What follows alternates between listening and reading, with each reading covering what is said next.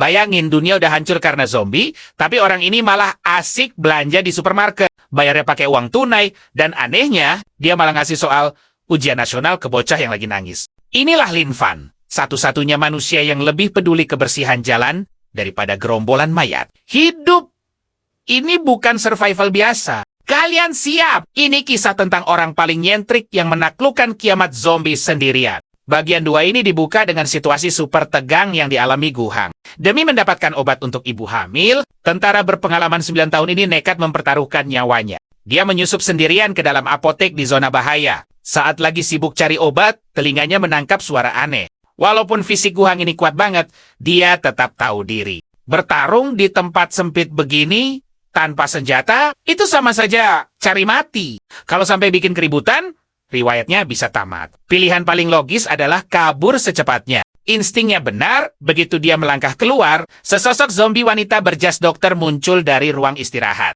Di luar apotek, Gu Hang akhirnya berhasil lolos dan bisa bernapas lega. Untungnya, para zombie ini reaksinya lambat kalau belum melihat mangsa secara langsung. Aku bukan karakter bodoh di film horor yang baru kabur setelah ketahuan dan bikin zombienya ngamuk. Padahal, lari sedetik lebih cepat, itu bisa jadi penentu hidup atau mati. Si zombie dokter cuma menoles sekilas. Tapi, karena gerakan Gu Hang sangat cepat dan senyap, makhluk itu nggak sadar ada manusia segar di dekatnya. Sementara itu di tempat lain, kita lihat apa yang MC kita lakukan. Siap-siap kaget ya. Dia lagi sibuk dengan rutinitasnya, membersihkan jalanan, potongan tubuh zombie, beterbangan, pemandangan yang brutal. Lin Fan membersihkan darah hitam di pedangnya. Frastam, lalu menatap bilahnya dengan penuh kekaguman. Wah, pedang ini rasanya jauh lebih tajam dari biasanya. Lihat deh, ada kilauan aneh entah dari mana. Tepat saat itu, terdengar suara geraman rendah yang bercampur dengan suara hantaman keras. Rasa penasaran Lin Fan langsung terpancing, jadi dia berjalan santai menuju sumber suara itu. Sesampainya di lokasi, dia agak kaget dengan apa yang dilihatnya. Sekerumunan zombie sedang mengepung sebuah bus. Di atap bus itu berdiri seorang pria berambut cepak. Itu Gu Hang. Dia terus memukul mundur zombie dengan tongkat kayu. Gu Hang sadar kalau ini jalan buntu. Dan sepertinya dia akan berakhir di sini. Tapi dia tetap saja mengeluh sambil mengayunkan tongkatnya. Sial banget nasibku hari ini. Baru saja lolos dari apotek, malah masuk kandang buaya. Ketemu rombongan zombie yang lagi pawai. Di tengah keputusasaan itu, tiba-tiba terdengar suara ramah yang sama sekali nggak cocok dengan situasinya. Lin Fan bertanya dengan wajah polos. Halo, permisi.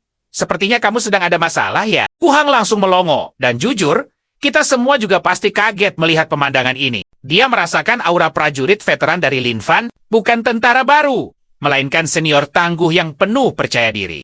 Dia membatin penuh harap. Aku bisa merasakannya. Orang ini kuat. Apa mungkin dia bisa menyelamatkanku? Tapi sedetik kemudian, logikanya kembali bekerja, dan dia menggeleng kuat. Tidak. Jangan egois. Situasi sudah sekacau ini. Aku tidak boleh berpikir yang tidak realistis.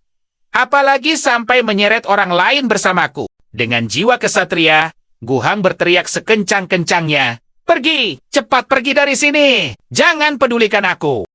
Bukannya lari, Lin Fan malah berjalan santai mendekat ke arah Gu Hang. Dia membalas teriakan itu dengan nada datar.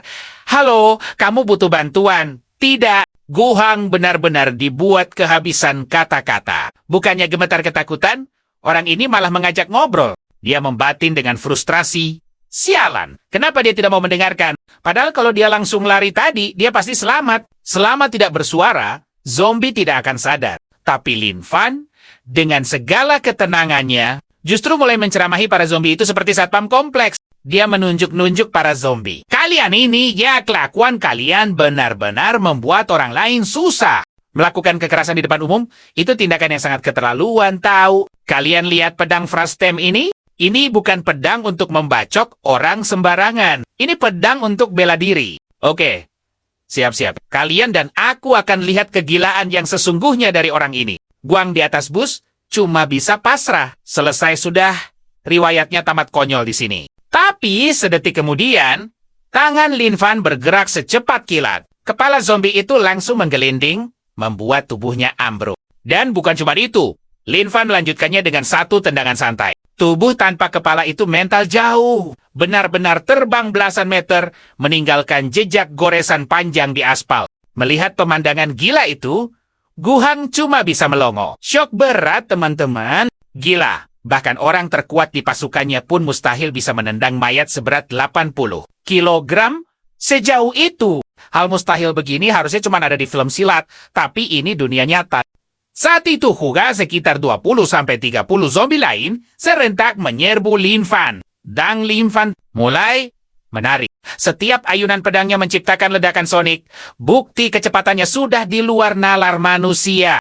Hanya dalam sekejap mata, semua zombie itu rata dengan tanah. Lin Fan menatap tumpukan mayat di sekelilingnya dengan wajah kecewa. Tapi bukan karena takut, dia malah sedih melihat aspal yang kotor. Ya, lantainya kotor lagi. Aku paling gak suka ini. Bibi petugas kebersihan pasti lelah membersihkan semua ini. Mendengar itu, mental Guhang langsung anjlok. Guhang dan mungkin kita semua pasti mikir hal yang sama. Apa orang ini masih manusia? Tunggu sebentar. Satu orang, satu pedang, berkeliaran sendirian di jalanan penuh monster. Jangan-jangan imajinasi Guhang mulai menjadi liar. Apa kau dewa rambat abadi? Sang hantu kiamat legendaris? Lin Fan jelas bingung dengan julukan aneh itu. Dia melompat ke atap bus sambil tersenyum. Halo, aku Lin Fan. Siapa namamu? Guhang yang masih syok tersadar. Oh, namaku Guhang. Lin Fan menatapnya dari ujung kepala sampai kaki. Aku Lin Fan. Apa kau seorang tentara? Guhang menjawab jujur, benar. Aku tentara aktif. Aku kebetulan sedang cuti pulang kampung saat wabah ini meledak. Setelah ngobrol, Guhang menyimpulkan satu hal. Pemuda super kuat ini cara bicaranya aneh. Bahkan mungkin sedikit terganggu. Tapi dia mencoba berpikir positif. Mungkin gaya bicaranya memang unik saja. Tiba-tiba, saat kau pikir sudah paham, dia melakukan ini. Percayalah, kalian belum siap untuk perubahan ini. Dia menyodorkan brosur dengan antusias. Tertarik pindah ke apartemen Sinar Mentari? Lokasinya strategis, fasilitasnya lengkap, dan harganya sedang promo besar-besaran. Para tetangganya juga orang baik. Mendengar tawaran aneh itu, Guhang justru menangkap poin penting. Tunggu, dia menawarkan apartemen. Berarti di sana ada penyintas lain. Masuk akal. Orang sekuat ini pasti sudah menyelamatkan banyak orang. Dia juga tidak terlihat jahat. Tanpa ragu lagi, Guhang langsung menjawab tegas. Sewa! Aku mau sewa. Guhang cepat-cepat menambahkan. Tapi di tempatku masih ada penyintas lain. Aku mau jemput mereka dulu, baru kita ke sana bareng. Boleh kan?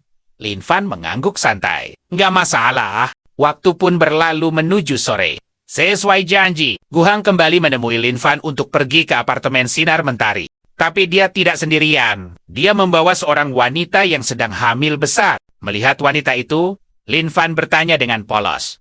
Itu istrimu? Guhang cepat-cepat menggeleng. Bukan. Namanya Yang Hui. Mendengar itu, Lin Fan yang bingung, lanjut bertanya lagi. Lalu suaminya? Mana? Sebelum Guhang menjawab, Yang Hui memotong dengan tatapan kosong. Dia sudah tiada. Lin Fan sadar ekspresi wanita itu sangat aneh. Dia pun mendekat ke arah Guhang dan berbisik.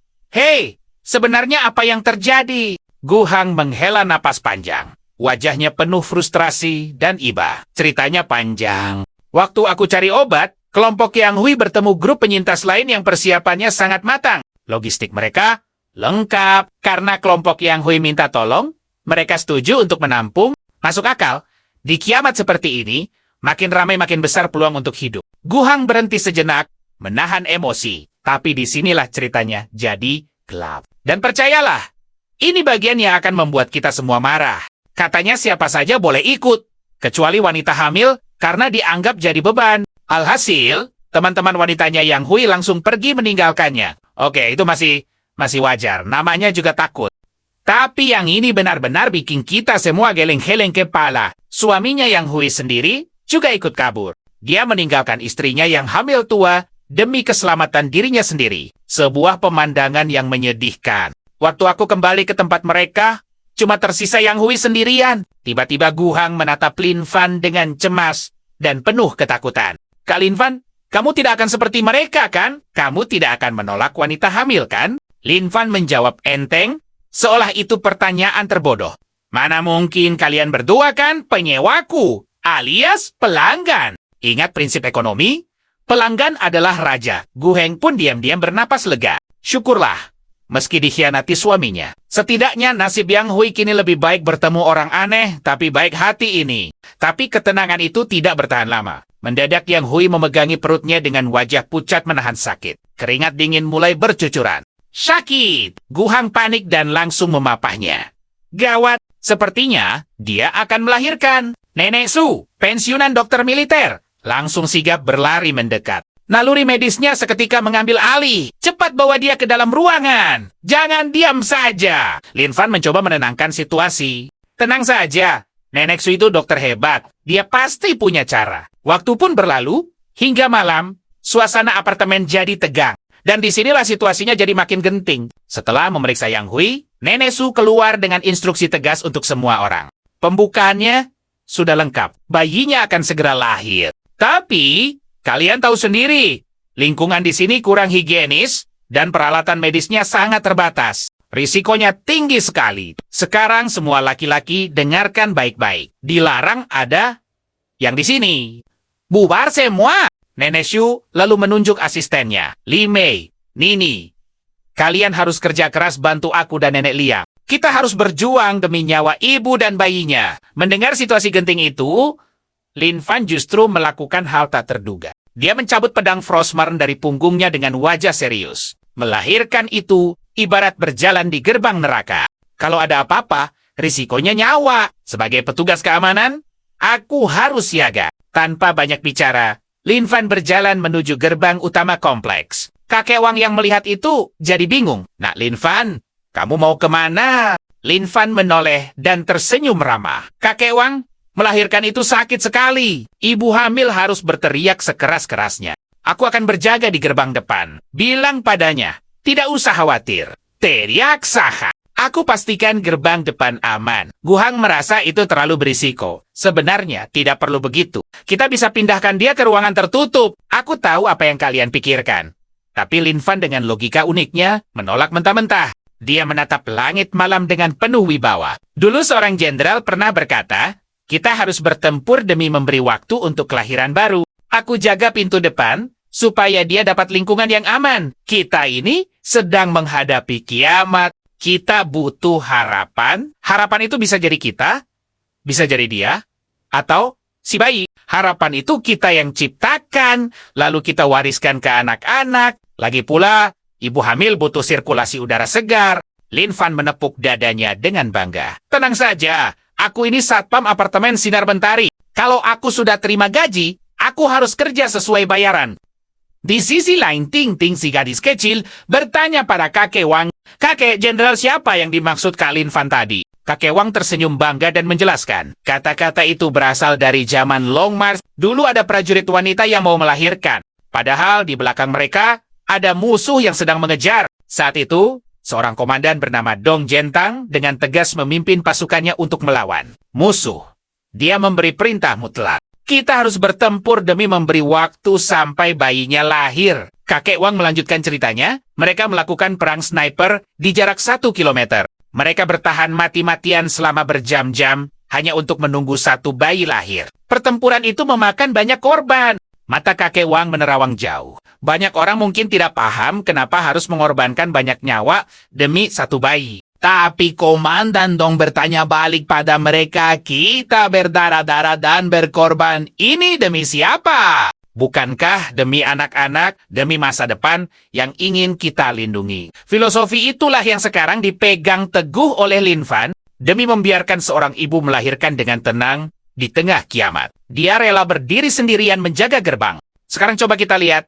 Dia, Lin Fan, duduk santai di depan gerbang kompleks sambil memegang sebuah buku. Dia membaca dengan tenang, seolah-olah dunia sedang baik-baik saja. Bukan sedang diambang kehancuran. Tiba-tiba, sebuah sedan modifikasi melesat kencang membelah jalanan yang sunyi. Tapi, saat lampunya menyorot sosok orang yang santai baca buku, mobil itu ngerem mendadak. Dan percayalah, disinilah semuanya jadi aneh. Si sopir menurunkan kaca. Dalam hati ia bergumam, gila, ada orang aneh di tempat seperti ini. Refleks, senapan berburu diarahkan lurus ke Lin Fan. Dia pikir orang lain sibuk sembunyi dari zombie, anak ini malah asyik piknik. Tapi Kak Hao, si sopir, menyadari sesuatu yang lebih ganjil. Tunggu dulu. Kenapa jalanan di sekitar sini bersih sekali? Nyaris tidak ada zombie sama sekali. Mungkin mereka bersembunyi. Tapi tetap saja ini sangat mencurigakan karena tak ada satupun yang kelihatan. Akhirnya, Kak Hao berteriak. Oh, kamu lagi ngapain di situ? Lin Fan, yang tenggelam dalam bacaannya, menjawab santai tanpa menoleh, lagi baca buku. Mendengar itu, seisi mobil langsung tertawa terbahak-bahak. Anak ini pasti punya kelainan jiwa. Seorang pria klimis di samping sopir berbisik, Kak Hao, lihat, gerbang besi itu jelas sudah dimodifikasi.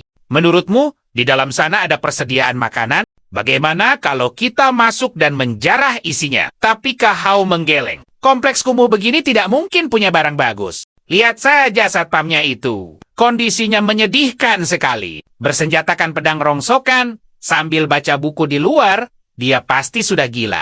Kak Hao kembali menganalisis situasi. Tadi sewaktu kita datang, ada beberapa zombie mengejar di persimpangan.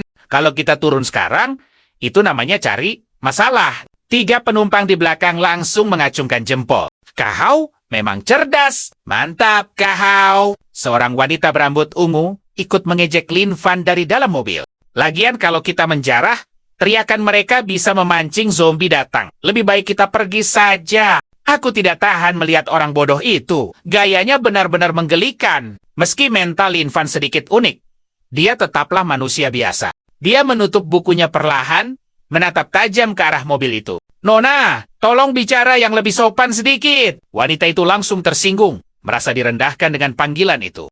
Dia berteriak histeris. Apa katamu barusan, Nona? Matamu itu, Nona. Sekeluargamu itu, Nona. Asal kamu tahu aku ini wanita pemberani. Kamu percaya tidak? Dalam hitungan menit, aku bisa membuatmu berakhir konyol di sini.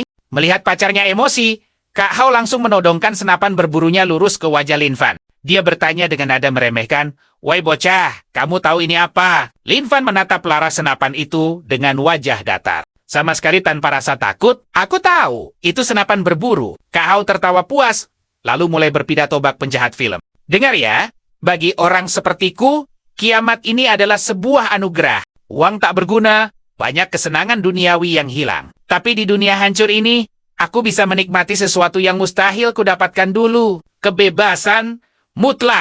Dia menyeringai sadis. Wajahnya penuh kepuasan sambil memainkan pelatuk senapannya. Sekarang aku bisa memperlakukan manusia layaknya hewan buruan. Kalau sudah bosan, aku tinggal dor. Kutembak kepala mereka sampai hancur seperti semangka pecah. Sensasinya itu nikmat sekali. Percaya tidak?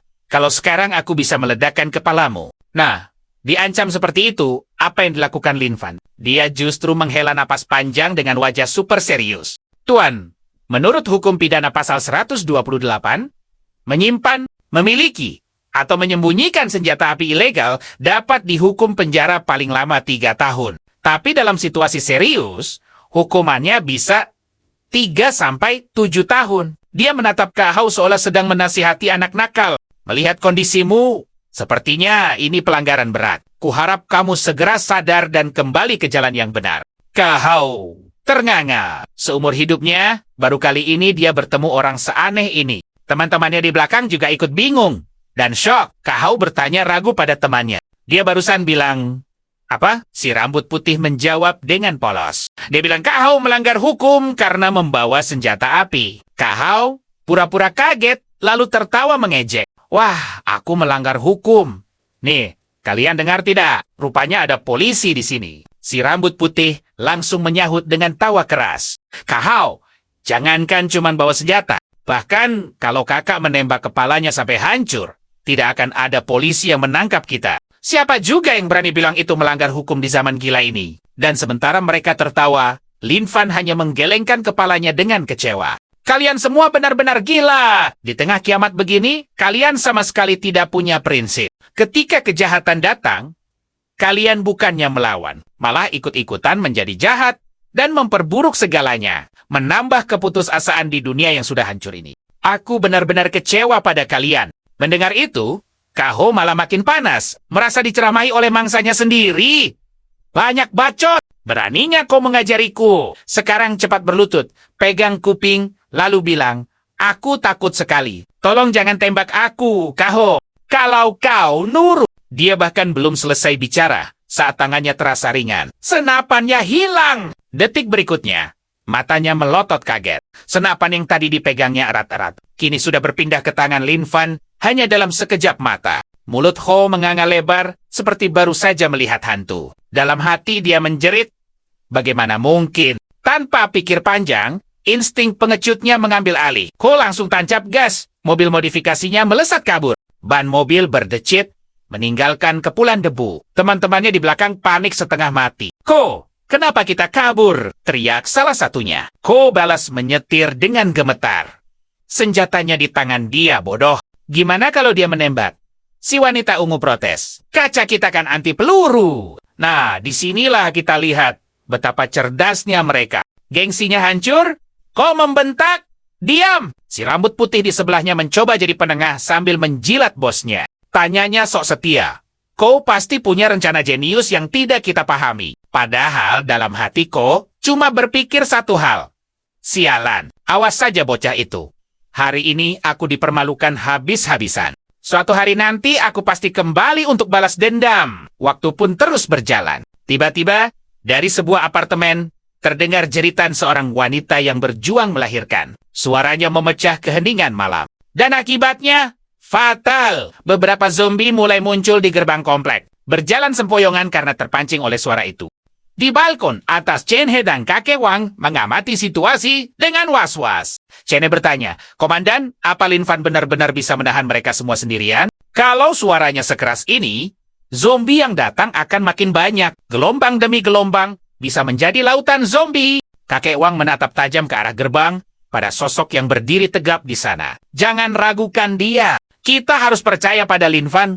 Kita selamat berkat dia. Dan di titik ini, kita semua yang nonton juga pasti setuju. Kalau kita meragukannya, siapa lagi yang akan percaya? Mendengar itu, Fei Fei dan Ting Ting langsung mengangkat tangan mereka dengan semangat. Kakek, aku percaya sama Paman Lin. Sahat Ting Ting. Tak mau kalah. Aku juga percaya. Kakek Wang tersenyum bangga sambil mengelus kepala mereka. Wah, kalian memang anak-anak pintar. Nanti kalau semua ini selesai, kakek akan minta Lin Fan carikan lebih banyak soal ujian untuk kalian. Sebagai hadiah, mendengar hadiah itu, senyum Fei Fei langsung luntur dan matanya berkaca-kaca. Dia membati nelangsa. Ya Tuhan, dosaku apa kek? Hadiah macam apa itu? Sementara itu, di dalam, Yang Hui berteriak makin kencang. Di kota mati yang sunyi ini, teriakannya bergema jelas, memancing bahaya dari segala arah.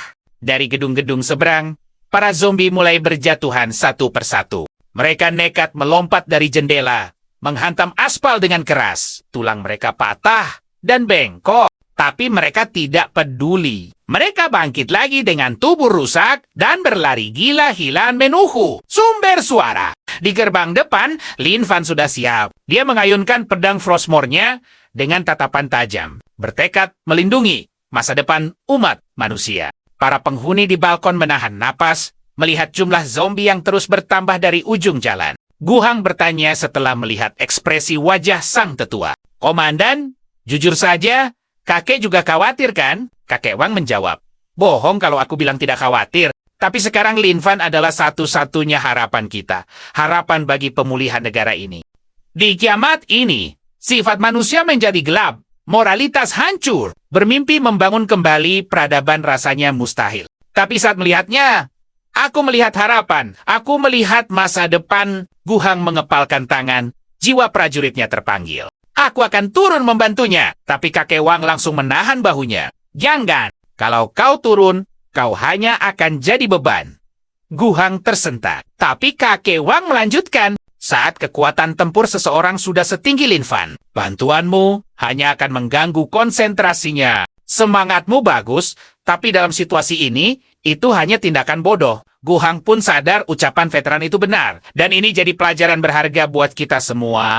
Kalau dia ikut turun, Lin Fan malah bakal kerepotan ngelindungin dia. Bukannya fokus bantai zombie. Tiba-tiba, Wang Kai si petugas air menunjuk panik ke atap gedung seberang. Lihat, zombie itu mau ngapain? Semua orang langsung menoleh.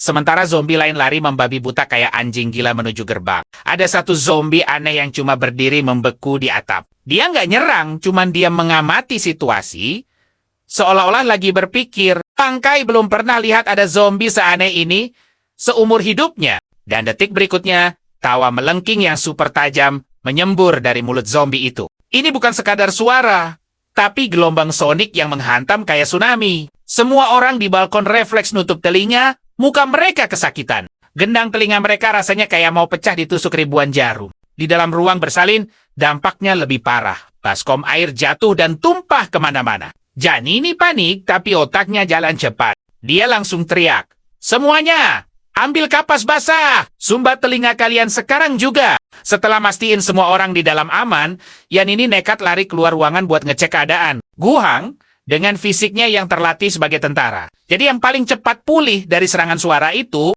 sambil nahan pusing, dia bertanya, "Komandan, kalian semua baik-baik saja?" Situasi makin runyam, dan mereka sadar, musuh kali ini bukan zombie sembarangan. Lin Fan mulai cemas, gelombang suara menyakitkan ini pasti bahaya banget buat Yang Wei yang lagi berjuang melahirkan. Mata Lin Fan menatap tajam ke atap gedung seberang. Ke tempat zombie aneh itu berdiri sambil terus teriak. Sambil menggertakkan gigi, dia bergumam, "Aku harus habisi biang kerok itu secepatnya." Tapi baru mau melangkah, tanah tiba-tiba bergetar hebat. Getarannya sampai terasa ke tulang. Seolah ribuan kuda berlari serempak ke arah mereka. Dan disinilah kita sadar, teriakan tadi itu adalah sinyal pemanggil. Sinyal itu memanggil semua zombie dalam radius yang sangat luas untuk berkumpul di satu titik. Para zombie itu berlari serempak menuju apartemen, gerakannya rapi dan terarah. Persis kayak pasukan militer yang dapat komando dari jenderalnya. Su Xiao, si selebgram tetangga, ngeliat pemandangan mengerikan itu dari balik jendela kamarnya.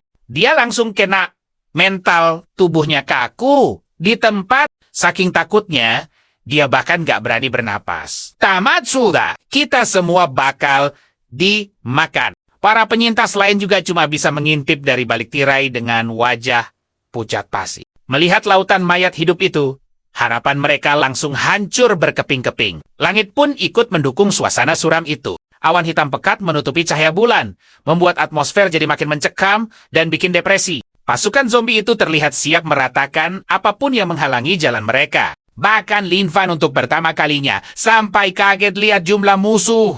Gila, kok bisa sebanyak ini? Apa ini semua gara-gara zombie aneh itu? Tiba-tiba, pintu gerbang besi di belakang Lin Fan berderit, terbuka sedikit. Yanini lari keluar dan langsung mencengkeram baju Lin Fan dengan erat. Gadis itu nangis histeris. Mohon supaya Lin Fan mundur dan sembunyi. Jujur aja, di momen ini, kita bisa ngerasain keputusasaannya. Tapi Lin Fan justru mendorong Yanini kembali ke dalam dengan tegas tapi lembut. Dia menatap mata Yanini dalam-dalam. "Aku harus tetap di sini. Kalau aku mundur, apartemen ini hancur. Kita semua bakal berakhir. Cepat masuk. Yang Hui dan Nenek butuh bantuanmu." Yanini terpaksa mundur, tapi dia sempat bertanya dengan suara gemetar dan air mata berlinang. "Lin Fan, apa kamu nggak takut?" Lin Fan tersenyum tipis dan menjawab jujur. "Tentu saja aku takut, tapi aku nggak akan mundur." Dari seberang, si zombie aneh itu kembali tertawa mengerikan. Gelombang suaranya seperti perintah mutlak yang membuat lautan zombie makin ganas menyerbu gerbang. Lin Fan kini harus bertarung mati-matian. Dia bergerak super cepat. Pedangnya menari menebas leher musuh. Saking cepatnya dia seolah membelah diri untuk menebas semua target. Satu gelombang tumbang, gelombang berikutnya langsung datang. Nggak ada hentinya. Di balkon atas Wangkai, melihat ribuan kepala zombie di bawah sana. Tubuhnya gemetar hebat, kakinya lemas. Apa ini neraka? Tenhe memeluk erat kedua anaknya, Fei dan Ting Ting, sambil menghela napas pasrah. "Maafkan ayah. Nah, harusnya kalian punya masa depan cerah. Tapi sekarang kalian harus melihat pemandangan jahanam ini. Dan percayalah, kita semua penasaran gimana mereka bakal selamat dari sini." Bahkan Guhang, prajurit paling berpengalaman pun, ikut syok berat. Dia pernah membayangkan kiamat dalam latihan, tapi melihat jutaan zombie secara langsung. Ini benar-benar beda. Pikirannya langsung teringat adegan di film World War Z, di mana zombie memanjat satu sama lain membentuk gunung. Dulu, saat menontonnya, Guhang berpikir, kalau ini nyata, lebih baik aku menyerah saja. Dan sekarang, Mimpi buruk itu menjadi kenyataan. Sambil mencengkeram pagar balkon, dia membatin. Apa masih ada harapan untuk kita? Tapi disinilah keadaan berbalik. Di saat semua moral hancur, kakek Wang maju menjadi pilar mereka. Veteran tua itu berteriak lantang. Suaranya mengalahkan kebisingan para zombie. Aku ini sudah tua. Pemandangan apa yang belum pernah kulihat saat negara kita hancur. Saat rakyat sipil dibantai musuh, bagi mereka, itu juga kiamat. Tapi mereka tidak menyerah. Mereka terus melawan. Kakek Wang menunjuk ke bawah. Kalian lihat itu, Lin Fan masih bertahan di sana. Dia berjuang sendirian demi melindungi harapan kita, demi melindungi rumah kita. Kalau kalian cuma mengeluh di sini, apa yang akan dia pikirkan? Bagaimana perasaannya bertarung sendirian di bawah sana? Dia menutup pidatonya dengan keras. Manusia itu pasti akan tiada. Cepat atau lambat, jangan jadi pengecut. Mendengar itu, semangat Guhang yang padam langsung menyala kembali. Chen He pun ikut menegakkan badannya, merasa malu pada dirinya. Benar saja, jika Lin Fan adalah pedangnya, maka kakek Wang adalah jantung dari apartemen Sinar Mentari. Faktanya, kakek Wang sendiri sebenarnya panik bukan main. Kakinya gemetaran di balik celananya. Tapi sebagai veteran, dia tahu satu hal. Semakin panik situasinya, semakin tenang dia harus terlihat. Kalau dia ikut panik, emosi negatif akan menular dan riwayat mereka semua akan tamat. Jika Lin Fan kalah, apartemen Sinar Mentari tinggal nama. Di bawah, pedang Frostmourne Lin Fan bergerak melebihi kecepatan manusia. Tapi percayalah, jumlah zombinya benar-benar tidak masuk akal. Beberapa zombie bahkan berhasil merayap dan menerkam kakinya. Meski bisa ia hancurkan, tetap saja itu membuatnya merinding. Dia membatin frustrasi. Gila sebenarnya. Masih ada berapa manusia yang hidup? Saat Lin Fan sibuk membabat musuh, Gohang melakukan sebuah aksi nekat. Dia memanjat keluar balkon lantai 2 dan berteriak sekuat tenaga untuk memberi info taktis. Lin Fan, zombie yang tertawa di seberang itu. Biang keroknya, dia yang memanggil mereka semua. Habisi dia dulu. Lin Fan menjawab sambil menebas. Oke, mengerti. Cepat masuk lagi ke dalam. Bahaya. Gohang segera mundur. Hanya ini yang bisa kulakukan. Sisanya terserah padamu, kawan. Dan benar saja. Setelah satu gelombang musnah, tawa melengking itu kembali memanggil lebih banyak bala bantuan. Tanpa basa-basi, Lin Fan mengamuk. Dia menebas semua zombie yang menghalangi, membelah mereka jadi dua seperti tahu. Lalu melakukan lompatan gila. Dari udara, dia melihat targetnya di seberang sana. Tapi lompatan pertamanya belum sampai. Dia mendarat di tengah kerumunan, menebas beberapa yang malang, lalu melompat lagi sekuat tenaga. Kali ini, pendaratan sempurna tepat di lantai 2 gedung seberang. Lin Fan menatap zombie itu dengan penuh dendam. Dan kalian tidak akan percaya alasan konyol di baliknya. Dia mengamuk sambil menunjuk-nunjuk zombie itu. Gara-gara kamu, kerja kerasku bersih-bersih jadi sia-sia. Tahu tidak? Menyapu jalanan itu capek sekali. Melihat Lin Fan marah karena kebersihan, si zombie aneh itu ketakutan dan mencoba kabur. Lin Fan mengambil kuda-kuda dan melempar. Pedang Frostmourne melesat menjadi kilatan cahaya yang membelah udara. Dalam sekejap mata, tubuh zombie yang lari itu terbelah menjadi dua dengan rapi. Setelah itu, Lin Fan mengambil pedangnya, melompat kembali, dan membantai habis sisa-sisa zombie sampai tak ada satupun yang tersisa. Tapi saking intensnya pertarungan, Lin Fan seperti masuk mode kesurupan. Meski semua zombie musnah, dia terus mengayunkan pedangnya ke udara, dan disinilah kita melihat sisi lain darinya. Tepat saat itu, Wang Kai lari keluar gedung dengan wajah sumringah. Tapi kalian dan aku akan lihat senyumnya nggak bertahan lama.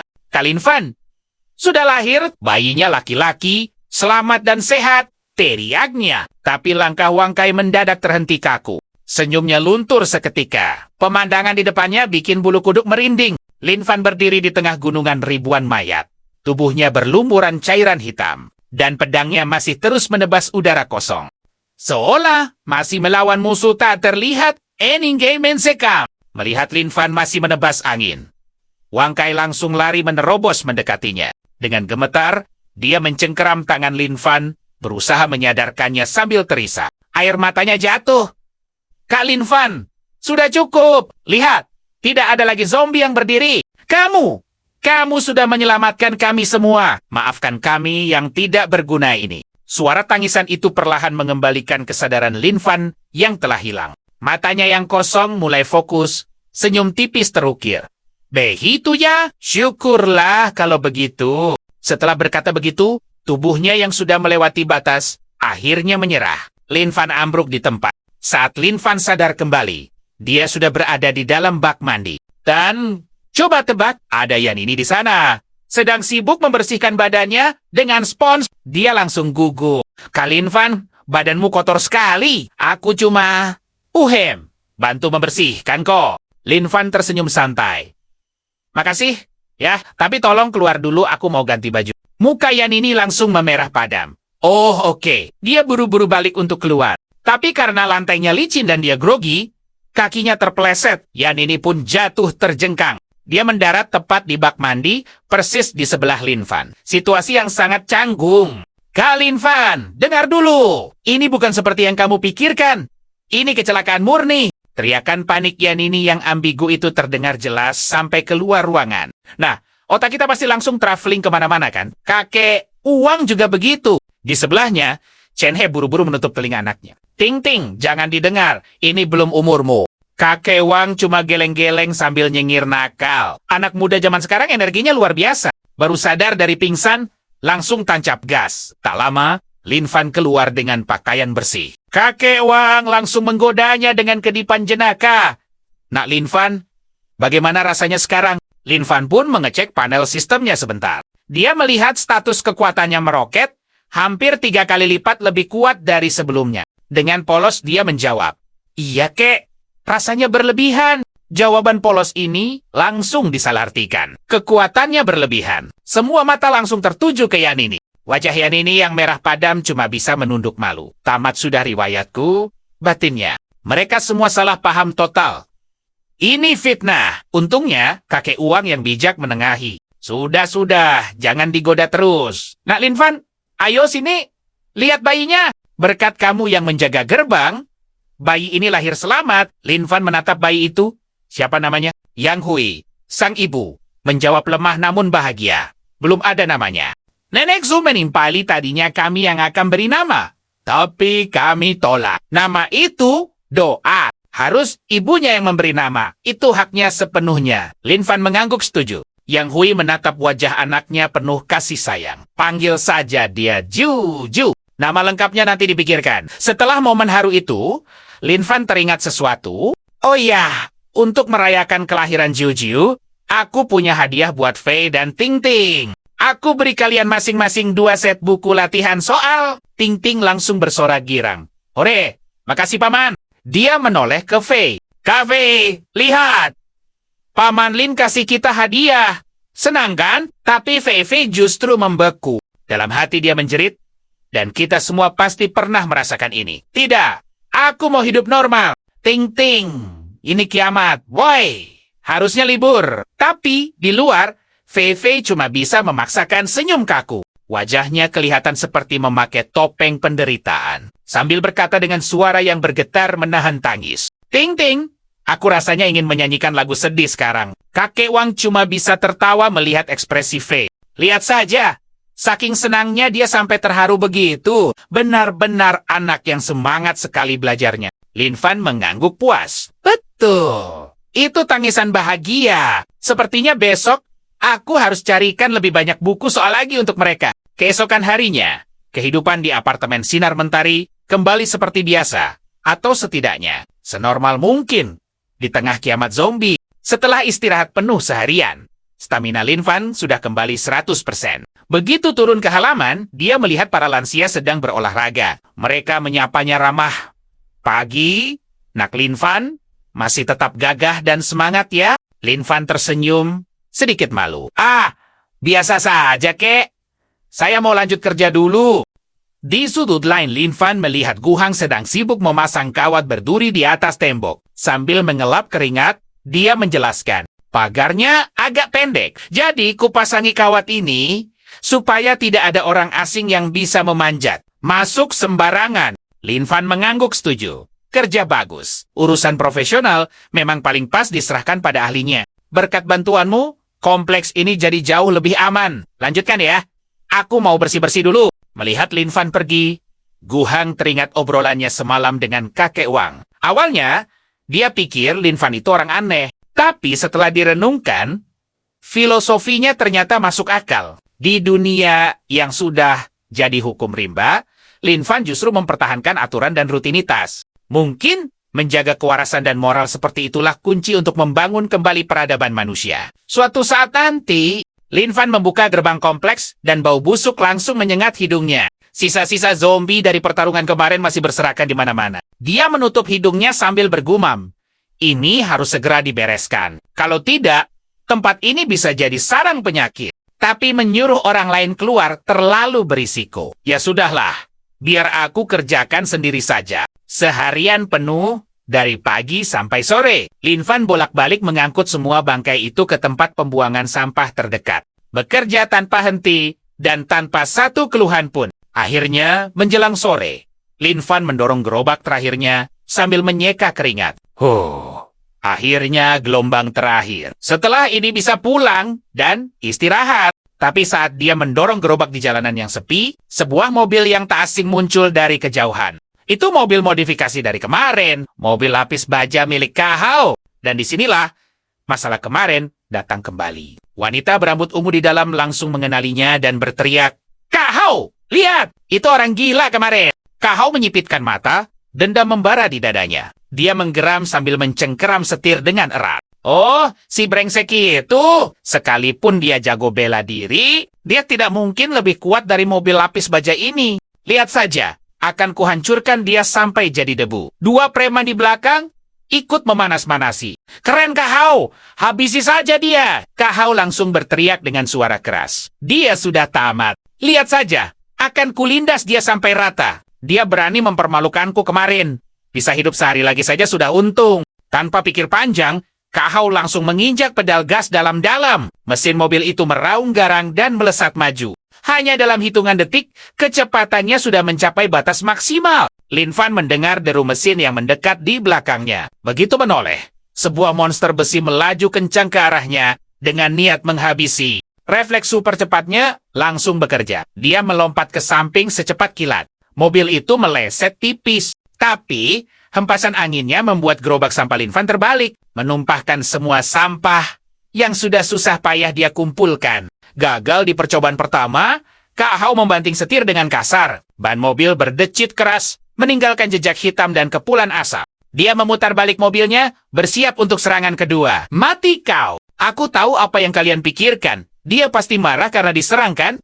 Salah besar! Lin Fan justru merasakan penyesalan mendalam di hatinya. Wajahnya murung, menatap sampah yang berserakan. Sial, kenapa juga tadi aku menghindar? Baginya, ancaman nyawa bukanlah masalah utama. Masalahnya adalah karena menghindar, sampahnya tumpah lagi. Artinya, kerjaan tambahan yang menyebalkan. Tanpa rasa takut sedikit pun, Lin Fan mencabut pedang Frostmourne dari punggungnya dengan tatapan dingin, berniat mengakhiri kekacauan ini.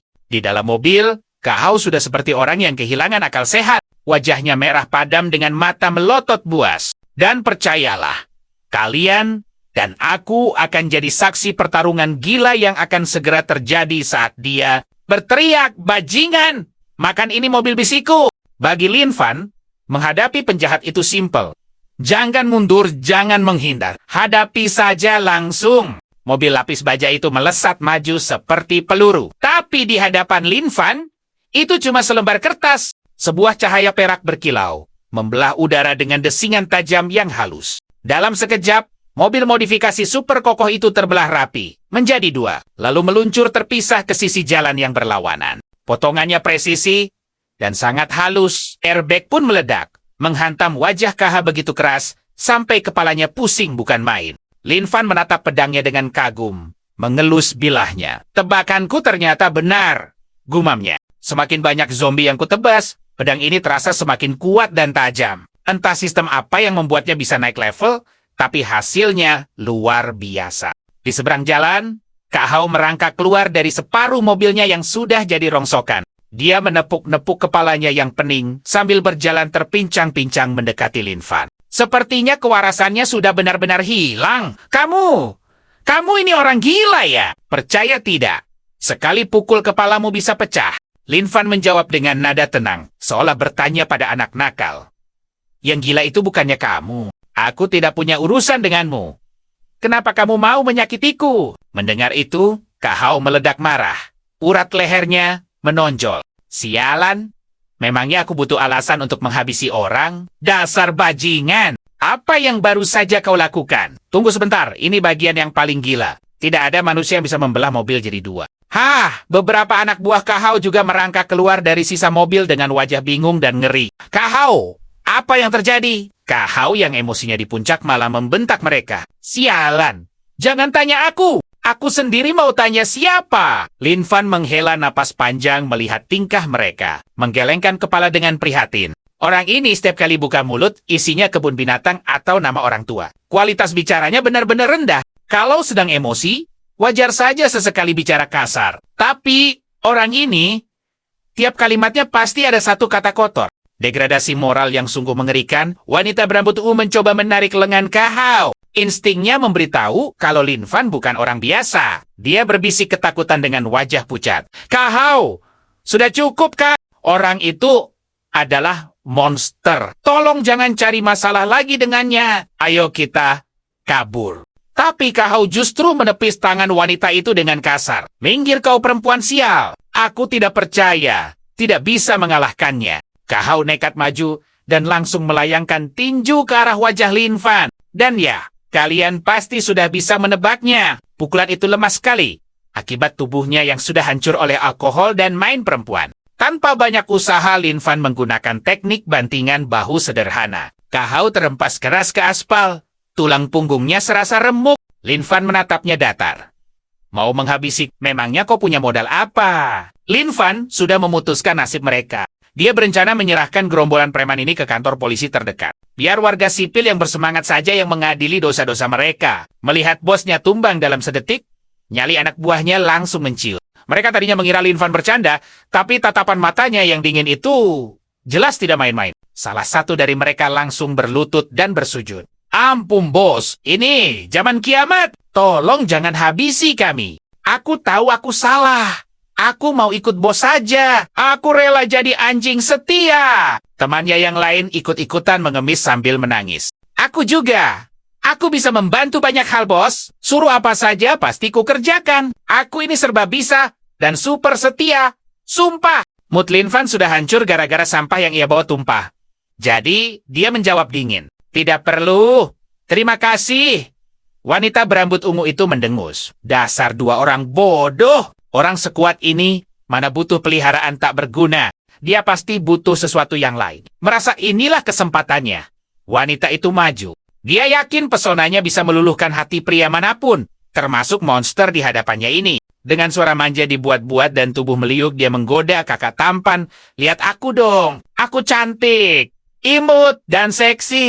Di zaman seperti ini, mencari wanita yang masih glowing sepertiku itu sulit sekali. Kakak tidak ada niat aneh-aneh. Begitu, servisku dijamin memuaskan. Tangan, kaki, atau 3 lubang sekaligus. Semuanya bisa kulayani sampai kakak puas. Tapi respons Lin Fan tetap sedingin es, dikutub, wajahnya datar tanpa ekspresi. Tidak perlu, terima kasih. Lin Fan menarik gerobak sampah besar berisi manusia-manusia itu kembali ke arah kantor polisi. Saat melewati apartemen sinar mentari di lantai 2, Su Xiao, si selebgram paranoid sedang mengintip dari balik tirai. Dia langsung panik saat melihat sosok Lin Fan. Hah, dia lagi? Kenapa? Harus selalu dia. Lin Fan yang sadar sedang diintip langsung mendongak. Dan coba tebak apa yang kita dan dia lihat, senyum ramah andalannya. Tapi bagi Su Xiao, senyuman itu adalah teror mental paling mengerikan yang pernah ada. Dia langsung gemetaran. Siapa sih orang ini? Coba deh kalian bayangin. Kenapa setiap hari dia senyum aneh begitu ke arahku? Dan tunggu, isi gerobak sampahnya. Manusia gila. Apa dia sedang bermain menjadi pembantai? Apa aku giliran selanjutnya? Tanpa pikir panjang, Su Xiao langsung menutup rapat tirainya dan mengunci pintu.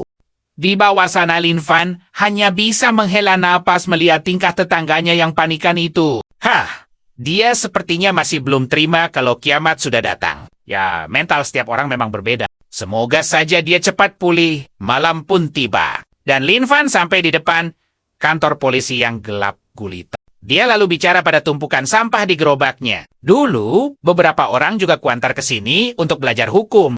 Aku yakin Kalian semua juga akan mendapat pelajaran yang sangat berharga di dalam sana. Wanita berambut ungu itu masih mencoba memohon.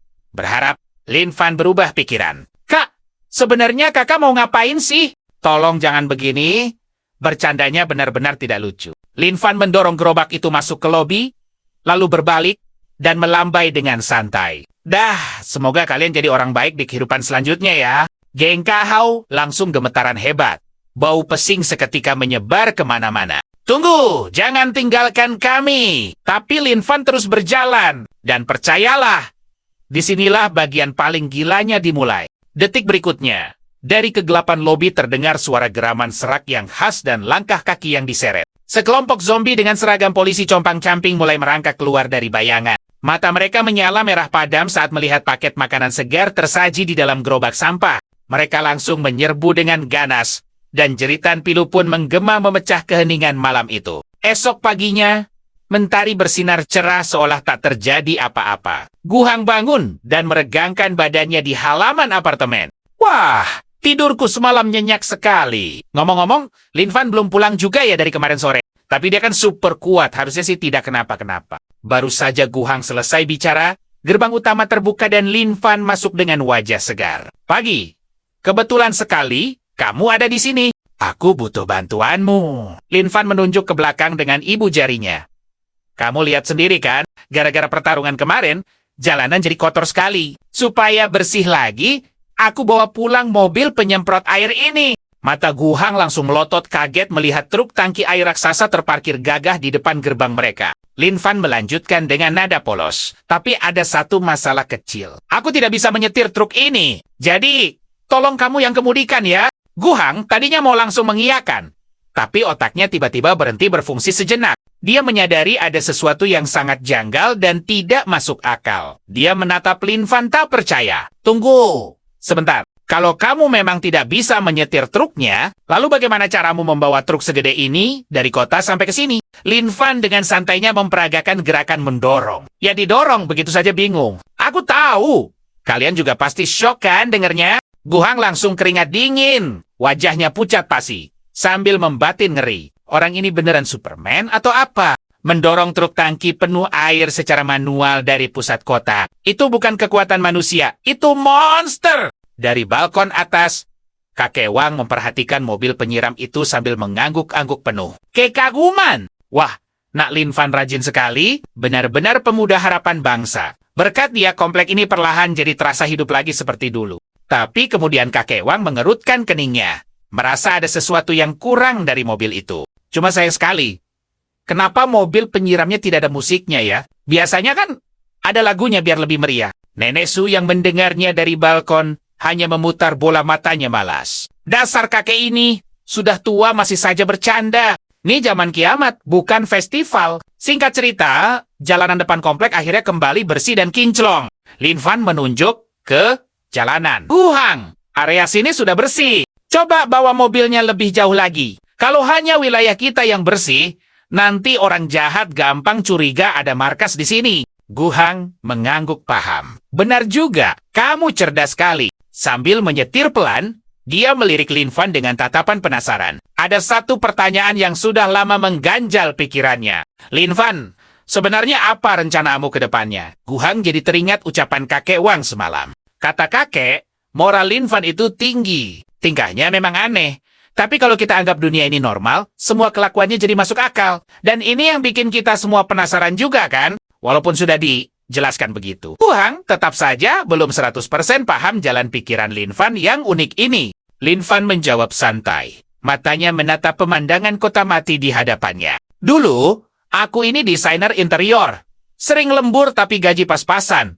Sekarang, pekerjaanku malah makin banyak. Pekerjaan utamaku? Satpam. Sambilannya agen properti, kurir, antar galon. Apa saja aku kerjakan. Memang sibuk. Tapi hidupku jadi lebih berarti. Dengan kerja keras, aku bisa beli apapun yang aku mau pakai uang halal. Guhang coba memancing lebih dalam. Tapi kan sekarang kiamat. Kalau kamu mau sesuatu, tinggal ambil saja. Toh, tidak akan ada yang menagih atau melapor ke polisi. Semuanya gratis. Padahal Guhang bukan sedang mengajari mencuri. Dia hanya penasaran.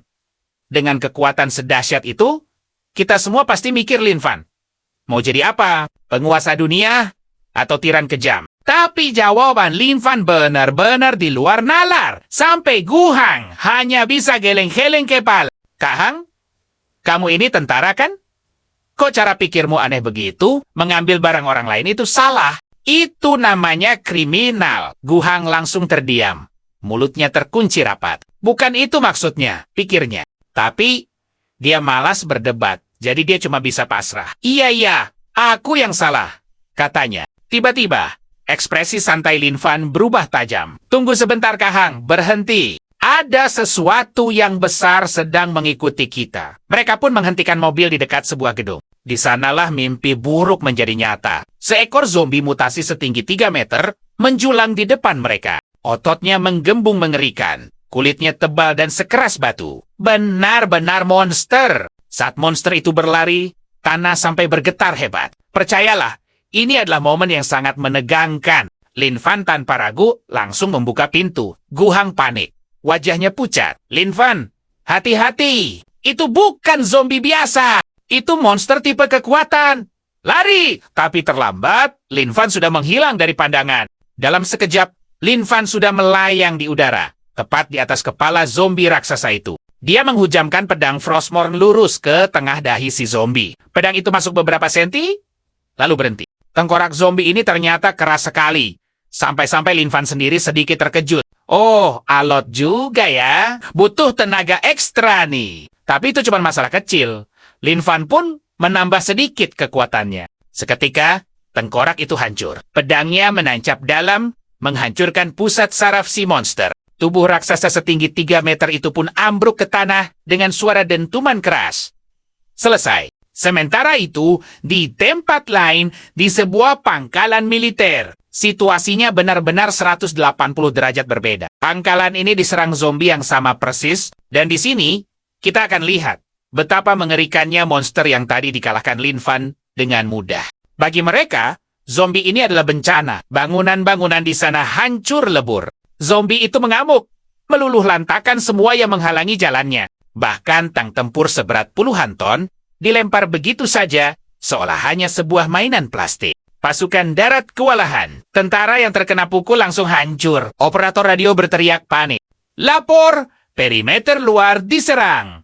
Tanggangkor, kami butuh bantuan udara sekarang juga. Ulangi, bantuan udara segera. Di ruang komando, para petinggi hanya bisa pucat pasi, menatap layar. Mereka bingung harus bagaimana menghadapi monster sekuat itu tanpa menimbulkan korban jiwa yang besar. Kembali ke Lin Fan. Setelah monster itu tumbang, Guhang baru bisa keluar dari mobil sambil terengah-engah.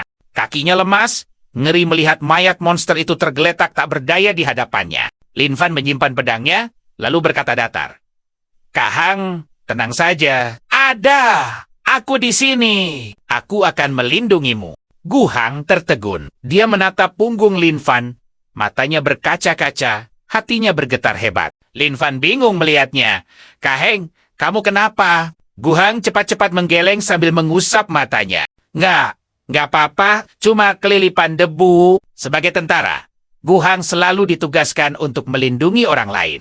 Hampir tidak pernah ada yang berkata akan melindunginya. Ucapan tulus Lin Fan, ditambah kekuatannya yang luar biasa, benar-benar menyentuh hati tentara tangguh itu. Sore, berganti malam. Sebuah mobil off-road berhenti tepat di depan bangkai zombie raksasa tadi. 4 orang penyintas turun dari mobil itu, bersenjata lengkap dan sangat waspada. Si sopir yang dipanggil Paman Mao bertanya sambil menendang bangkai mengerikan itu.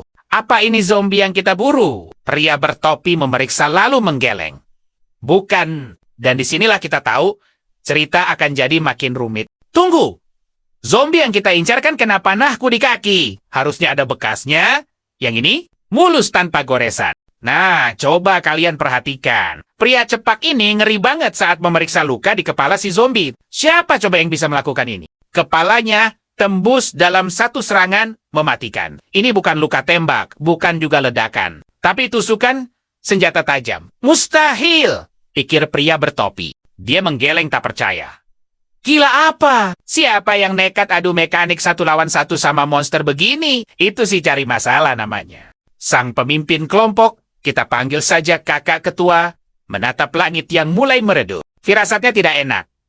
Hari sudah mau gelap. Terlalu berisiko kalau kita berlama-lama di sini.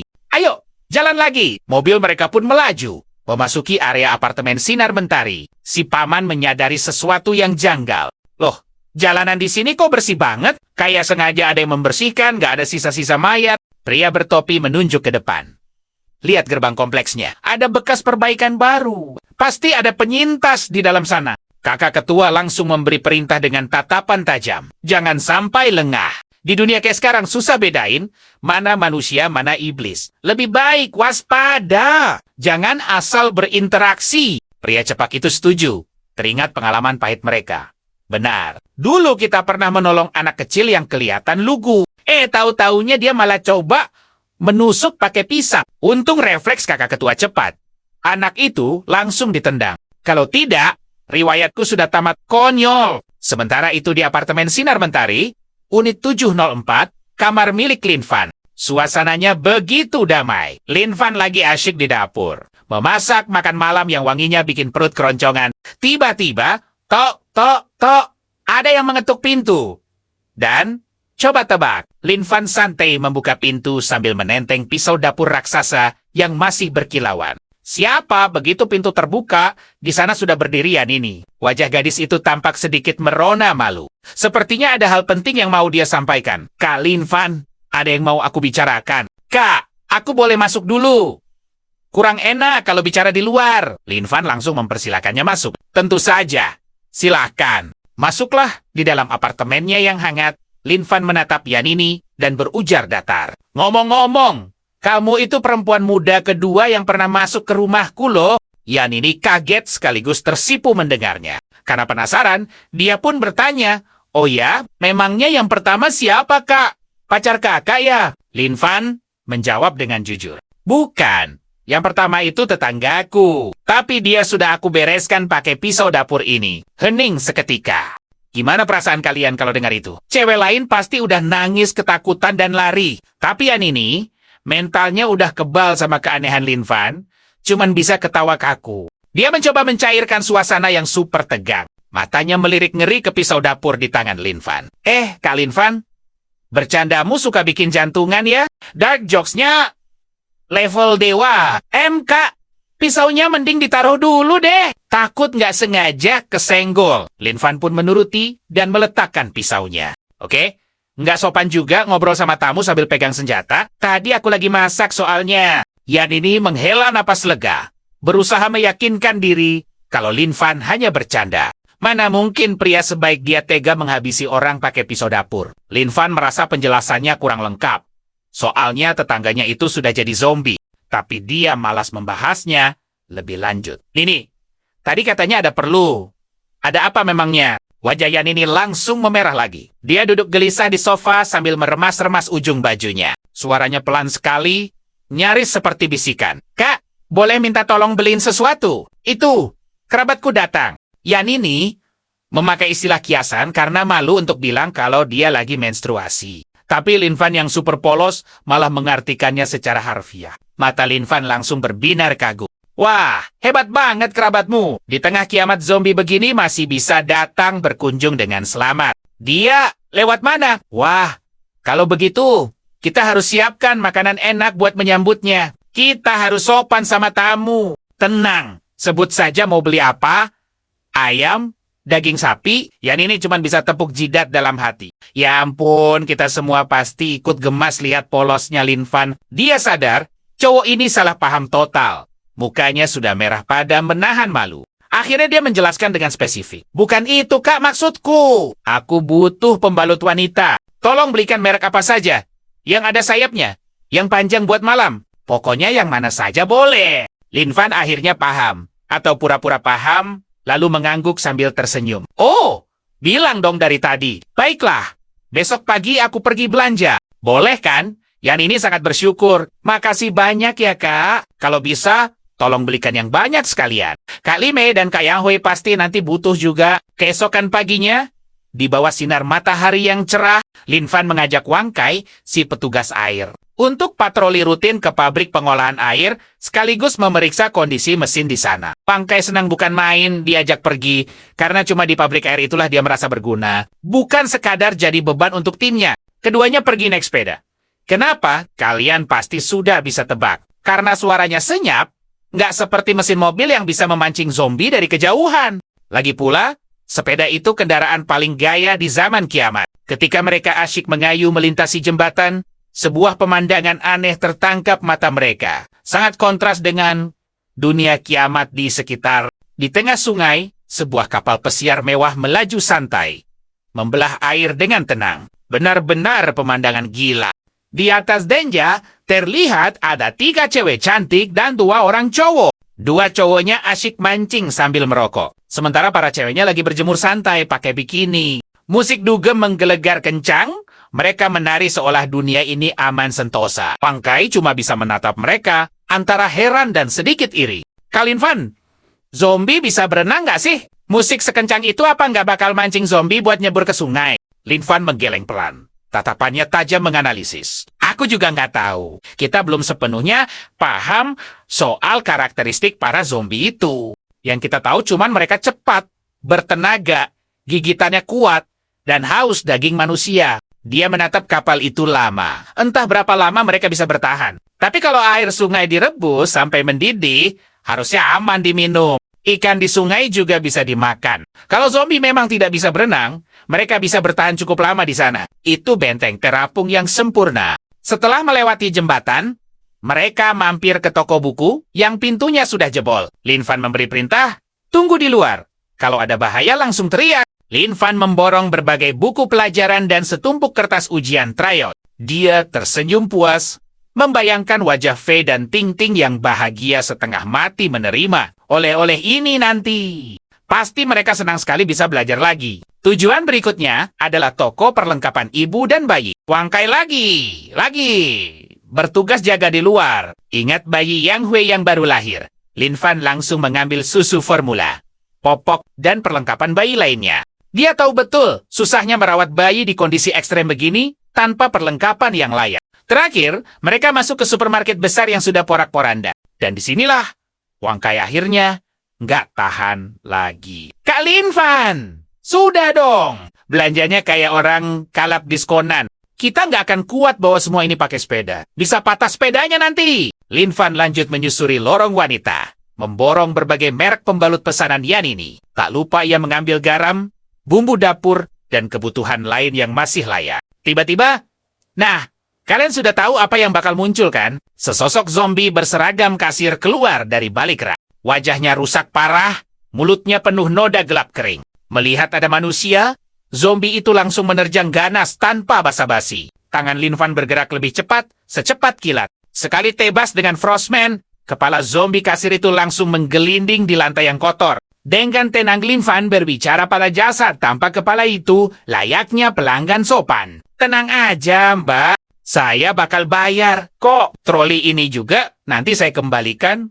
Kalau sudah selesai, jangan marah, ya. Benar-benar warga negara teladan, bahkan di tengah kiamat sekalipun. Baru saja Lin Fan selesai, telinganya menangkap suara mencurigakan lain. Dari arah pintu darurat, terdengar suara langkah kaki yang ramai dan diseret. Tapi di saat bersamaan, dari saluran ventilasi di langit-langit tepat di atasnya, terdengar suara aneh. Duk, itu bukan suara zombie, tapi suara orang merangkak panik. Lin Fan mendongak, lalu melompat vertikal dengan sangat tinggi. Tangannya mencengkeram penutup ventilasi dan merobeknya paksa hingga terlepas. Lin Fan melihat seseorang di dalam saluran sempit itu. Bukan zombie, melainkan seorang anak laki-laki kecil yang kotor dan ketakutan. Kita sebut saja dia si bocah ventilasi. Tanpa ragu, Lin Fan menarik baju anak itu dan menyeretnya keluar. Si bocah kaget bukan main saat ditarik paksa. Dia menatap Lin Fan dengan waspada dan penuh rasa takut. Dia mengira Lin Fan adalah monster atau orang jahat yang akan melukainya. Lin Fan mengangkat tangannya. Tenang, aku bukan zombie. Aku manusia, sama sepertimu. Tapi sebelum si bocah sempat berpikir, pintu darurat di ujung lorong didobrak hancur. Sekerombolan zombie lapar langsung menyerbu masuk. Mereka melihat mangsa segar di depan mata, Lin Fan dan si bocah, lalu langsung berlari mendekat sambil menggeram ganas. Melihat gerombolan mayat hidup itu, si bocah langsung panik total. Wajahnya pucat pasi. Tanpa pikir panjang, dia langsung berbalik dan lari sekencang mungkin menjauhi Lin Fan. Dalam hatinya, si bocah berteriak frustrasi. Lari! Woi, kenapa bengong? Orang ini gila! Dia bakal dimakan. Dan kita semua tahu, pemikiran si bocah ini salah besar kan? Menurut bocah itu, Lin Fan yang dia membeku pastilah syok berat sampai kakinya terpaku dan gak bisa gerak sama sekali. Padahal, kita tahu kan, Lin Fan diam karena sedang bersiap-siap membersihkan supermarket dari hama. Pengganggu. Di dalam supermarket yang sudah terkepung, suasananya seharusnya super tegang. Bahkan si bocah ventilasi yang menengok ke belakang sampai melongo, tak percaya dengan apa yang dilihatnya.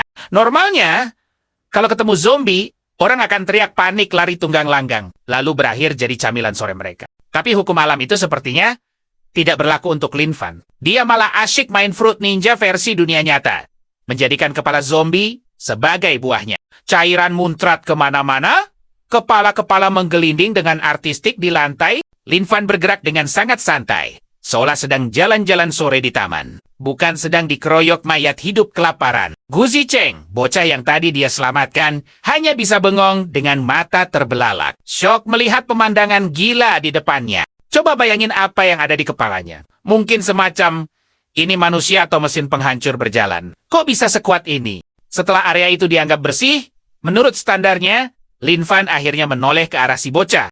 Kamu ngapain di sini? Si bocah masih gemetaran, memeluk erat tas belanjaannya. Aku datang untuk mencari makanan. Lin Fan bertanya lagi. Sendirian? Anak itu menunduk sopan. Iya, sendirian. Terima kasih sudah menyelamatkanku, Kak. Aku pamit pulang. Anak itu berbalik hendak kabur. Tapi Lin Fan langsung sadar ada yang aneh. Tunggu sebentar, ini kan zaman kiamat. Anak kecil keluyuran sendirian. Itu sama saja seperti layanan antar makanan gratis untuk para zombie. Dia langsung memanggil si bocah, membuatnya kaget bukan main. Di luar sana sangat berbahaya. Aneh sekali ada anak kecil ke supermarket sendirian. Rumahmu di mana? Biar aku antar. Si bocah awalnya tampak ragu-ragu. Di dunia yang sudah hancur ini, dia sudah terlalu sering bertemu orang jahat yang ingin menjarah rumahnya. Tapi Lin Fan tetap memaksa dengan santai. Karena dia tak bisa membiarkan anak sekecil itu berkeliaran tanpa perlindungan. Akhirnya mereka pun jalan bersama. Di tengah perjalanan, Lin Fan mulai mengakrabkan diri dengan obrolan ringan. Jadi, namamu Gu Zicheng ya? Nama yang bagus. Oh iya, pemilik agensi properti Sinfeng juga punya marga yang sama loh. Sayang sekali bosku itu malah berubah jadi zombie. Terpaksa deh, aku yang mengurusnya. Zicheng hanya diam mendengarkan. Sementara Lin Fan terus bercerita tanpa beban. Kamu tahu pekerjaanku? Aku ini satpam sekaligus agen properti paruh waktu. Tadi kamu bilang ada kakek di rumah kan? Zicheng menjawab pelan. Iya, hanya ada aku dan kakek. Mereka pun tiba di sebuah unit apartemen yang tampak suram. Begitu Zicheng membuka pintu, dia langsung berteriak. Kakek, aku pulang! Di dalam, seorang pria tua duduk tak berdaya di kursi roda. Matanya langsung berkaca-kaca, lega melihat cucunya kembali dengan selamat. Zicheng dengan semangat memamerkan hasil buruannya. Kakek, lihat, aku dapat banyak makanan dari supermarket. Ada roti, dan juga mie kering. Kakek itu tersenyum lega, tapi sedetik kemudian wajahnya menegang saat melihat sosok tinggi besar berdiri di belakang cucunya. Nah, disinilah ceritanya jadi berat. Trauma masa lalu langsung menghantamnya. Mengira Lin Fan adalah penjarah lain. Dulu, ada tetangga yang mengetuk pintu. Dan karena cucunya anak baik, pintu itu pun dibuka. Siapa sangka mereka malah merampas semua makanan. Karena si kakek lumpuh dan Zicheng masih sangat kecil. Mereka hanya bisa pasrah melihat persediaan mereka dijarah habis. Melihat kakek itu ketakutan, Lin Fan langsung memasang senyum paling ramahnya. Kek, saya bukan orang jahat. Saya bertemu cucu kakek di supermarket. Di luar sangat berbahaya, jadi saya berinisiatif mengantarnya pulang. Zicheng ikut meyakinkan. Benar, Kek. Kakak ini yang menyelamatkanku. Dia hebat sekali. Zombie-zombie itu bukan lawannya sama sekali. Mendengar itu, si kakek akhirnya bisa bernapas lega dan tersenyum tulus. Anak muda, terima kasih banyak sudah menyelamatkan cucuku. Lin Fan menjawab dengan rendah hati. Bukan masalah besar, kek. Pandangan Lin Fan kemudian tertuju pada dinding yang penuh dengan sertifikat penghargaan. Siswa teladan, bintang kelas, kader muda terbaik. Wah, bocah ini ternyata bibit unggul. Cucu kakek ini anak yang luar biasa. Ya, si kakek pun memulai sesi curhatnya. Benar sekali, dia sangat pintar dan berprestasi di sekolah. Tapi nasibnya sungguh malang. Kakek itu pun mulai menceritakan kisah pilu versi dunia nyata. Ayah Zicheng berpulang saat menolong korban tenggelam. Ibunya menikah lagi dan tega menelantarkan Zicheng. Sejak kakeknya lumpuh, Zichenglah yang merawatnya seorang diri. Dia anak yang baik, masih sekecil ini tapi sudah harus mengurus dirinya sendiri dan kakeknya yang tak berguna ini. Zicheng berusaha menenangkan kakeknya. Memegang tangannya erat, "Kakek, jangan menangis. Aku kan sudah besar sekarang." Tiba-tiba, kakek itu dengan gemetar mencoba berdiri, menghampiri Lin Fan, lalu memegang tangannya erat-erat. Dengan tatapan penuh permohonan, dia berkata, "Anak muda, boleh saya minta tolong? Saya tahu kamu orang hebat. Tolong, bawa cucu saya pergi bersamamu." Sang kakek sadar betul, dengan kondisinya yang lumpuh, dia hanya akan menjadi beban. Dia rela ditinggal sendirian di apartemen busuk ini, asalkan cucunya bisa selamat. Lin Fan terdiam, melihat tatapan sang kakek yang penuh harap dan air mata yang menetes. "Aku tidak minta kamu merawatnya dengan mewah. Cukup pastikan dia hidup. Beri dia makan seadanya saja, agar tidak kelaparan. Dia anak yang sangat penurut. Dia tidak akan pernah menyusahkanmu." Tapi Zeng langsung menolak keras. Dia menepis tangan Lin Fan, "Berterima kasih," lalu mengusirnya sambil memeluk erat kakeknya dengan histeris. "Tidak mau. Aku tidak mau pergi. Aku mau tetap di sini bersama kakek. Aku akan merawat kakek sendirian." Lin Fan hanya bisa terpaku melihat pemandangan yang begitu memilukan di depannya. Jauh di dalam hatinya, dia merasakan sesuatu yang familiar. Rasa sepi dan sakitnya tidak memiliki keluarga. Kenapa aku tidak pernah menyadari hal-hal seperti ini sebelumnya? Jujur saja, mungkin di masa damai, kita semua terlalu sibuk melihat keindahan sampai lupa pada mereka yang berjuang di bawah sana. Dia maju selangkah, menatap keduanya dengan tajam tapi hangat. "Beban, di mataku tidak ada yang namanya beban. Apa kakek pikir zombie itu menakutkan? Bagiku, mereka sama sekali tidak ada seram-seramnya. Aku hanya bersedia menolong orang yang masih punya harapan dan kebaikan. Di masa damai memang banyak orang baik, tapi di dunia kiamat seperti ini, iblis jauh lebih banyak daripada manusia. Sulit sekali mencari orang yang masih menyimpan harapan di dunia yang sudah gila ini." Dia melihat Zeng bukan sekadar bocah, tapi simbol keberanian, bakti, dan penolakan untuk menyerah pada keputusasaan. Semangat seperti itu sangat langka. Kakek adalah satu-satunya keluarga yang dia miliki. Bagaimana mungkin dia tega melihatnya kehilangan segalanya? Kalau anak seperti ini saja tidak layak ditolong, lalu untuk apa aku berjuang di dunia kiamat ini? Apa yang kuharapkan? Lin Fan teringat masa lalunya sendiri yang kelam. Dia tidak mau bocah ini merasakan penderitaan yang sama dengannya. Simpan kesedihan itu untuk dirimu sendiri, dan berikan kebahagiaan untuk orang lain. Aku ingin menjadi penunjuk jalan bagi harapan di masa depan. Dengan keputusan mantap, Lin Fan tersenyum menatap mereka berdua. "Zeng, cepat kemasi barang-barangmu. Kita akan bawa kakekmu sekalian ke tempat yang lebih aman." Mata kakek dan cucu itu langsung berbinar penuh haru. Mereka pun bersiap-siap. Tim Lin Fan kini bertambah kuat. Satu bocah jenius dan satu kakek veteran, tapi baru saja mereka keluar dari pintu, langkah mereka langsung terhenti. Nah, perhatikan baik-baik. Di lorong itu berdiri seorang preman parubaya, lengan penuh tato, dengan wajah yang minta dihajar. Sambil menatap penuh intimidasi, si preman itu menunjuk mereka dan bertanya, "Mau kemana kalian? Di luar itu bahaya." "Tahu?" Zeng langsung menciut di belakang Lin Fan, tubuhnya gemetar ketakutan. "Kak, itu dia orangnya. Dia yang merampok makanan kami waktu itu." Sang kakek menjelaskan dengan emosi. "Namanya Cieni, tetangga sebelah yang kelakuannya seperti sampah. Dulu dia mengetuk pintu, pura-pura kasihan mau pinjam beras. Karena kami tidak tega, kami membukakan pintu. Siapa sangka, dia malah langsung menerobos masuk, menampar Zeng sampai jatuh, lalu mengambil semua persediaan beras kami. Zeng terus mencoba menghentikannya, tapi anak itu malah dihajar habis-habisan olehnya." Mendengar cerita itu, Zeng hanya bisa menggertakkan giginya, menyalahkan diri sendiri karena merasa sangat lemah. Lin Fan maju, menepuk pundak Zeng untuk menenangkannya. Lalu, dia menatap dingin si preman dan menyindir tajam. Jadi, kamu si pengecut yang mengambil makanan dari seorang kakek dan cucunya? Si preman bernama Ken Yi itu malah nantang. Dia membusungkan dada, pamer tatonya. Hah? Ngomong apa kau? Itu semua barangku. Jangan mentang-mentang bawa pedang mainan di punggung, lantas kau merasa jagoan ya. Lihat nih lenganku, penuh tato. Aku ini orang keras, jangan macam-macam. Tapi Lin Fan sama sekali tidak gentar.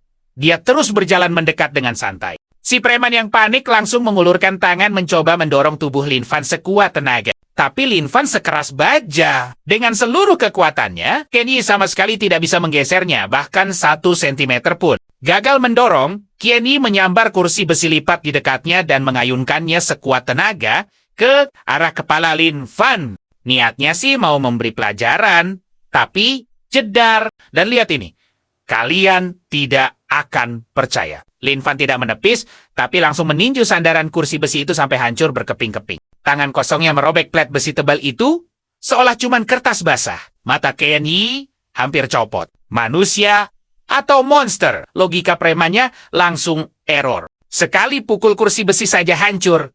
Apalagi kalau yang dihantam itu kepala manusia. Lin Fan menarik tangannya, lalu menunjuk kantong beras di pojok ruangan. Si preman hanya bisa diam membeku. Lututnya lemas seketika. Oke, kita lanjut tanpa basa-basi. Lin Fan langsung mengamankan semua barang curian itu dan mengajak Zen serta kakeknya cabut. Melihat mereka main pergi, si preman kaget dan teriak, "Oi, gitu doang." Tapi Lin Fan cuek bebek. Dia cuma merem sekejap sambil terus berjalan. Malah Zik di sebelahnya yang nyahut. Dengerin nih, orang kuat sejati nggak akan buang-buang waktu buat ngeladenin kroco kayak kalian. Selama kalian nggak cari masalah lagi, kita anggap ini nggak pernah terjadi. Tiba di gerbang apartemen, sinar mentari. Kakek Joe dan kakek Wang menyambut mereka dengan senyum lebar. "Fan kecil, kamu bawa penyintas baru lagi ya?" Sapa kakek Joe. Sementara kakek Wang menyapa Zen dengan lembut, menanyakan namanya. Zik bahkan ikut membantu mendorong kursi rodanya. Dalam hati, kakek Wang kagum. Di dunia kayak gini, orang normal mana mau bawa beban tambahan. Tapi Lin Fan beda. Dia malah mengumpulkan yang lemah. Kakek Wang terharu. Aku nggak salah menilainya. Lin Fan benar-benar harapan terakhir di zaman edan ini. Zen pun memperkenalkan diri dengan sopan. "Saya Gu Zicheng, ini kakek saya Gui Jiang." Lin Fan menjelaskan kalau dia menemukannya di supermarket. Dia juga bilang, Zicheng anak baik dan berbakat. Suasana langsung hangat. Kakek Wang dan kakek Joe cepat akrab dengan para pendatang baru ini. Topik obrolan mereka tentu saja pamer umur. Dan begitulah, klub lansia anti-zombie resmi nambah anggota. Lin Fan sudah menyiapkan kamar kakek Gu di lantai 1. Biar akses kursi rodanya lebih gampang. Pelayanannya terbaik pokoknya. Setelah urusan para kakek beres, Yanini dan para nenek muncul. Nah, sekarang perhatikan adegan ini. Lin Fan menghampiri Yanini yang sudah menunggu dengan cemas. "Nih, pesananmu. Aku beliin banyak. Ada buat siang, ada buat malam. Lengkap," kata Lin Fan sambil menyerahkan kantongnya. Muka Yanini langsung merah padam. Malu banget nitip barang pribadi ke cowok. Tapi ya gimana lagi? Dasar Lin Fan kepekaannya emang minus. Dia malah nambahin info yang bikin jantungan. Dengan muka tanpa dosa. "Oh iya, tadi aku tanya Nenek Su soal kondisimu. Kata beliau, kamu harus banyak minum air hangat. Dan satu-satunya cara biar sembuh total adalah dengan hamil." Jeder, muka Yanini langsung merah kayak tomat. "Aku tahu kalian juga kaget kan?" Dia menatap Lin Fan horor. "Hamil!" Batinnya histeris. "Maksudnya apa Lin Fan mau punya anak sama aku? Gila ini kecepetan, aku belum siap." Yanini langsung teriak, nutup muka, dan kabur bawa belanjaannya. "Lin Fan jahat! Kok ngomong gitu sih? Aku belum siap." Lin Fan cuma bengong penuh tanda tanya. "Loh, aku kan cuma menyampaikan pesan medis. Urusan Yanini kelar, Lin Fan beralih ngasih barang ke kakak Li. Dia nggak cuma kasih bahan makanan, tapi juga perlengkapan bayi untuk yang Hui yang baru melahirkan. Nenek Su yang nonton drama ini cuma bisa ketawa.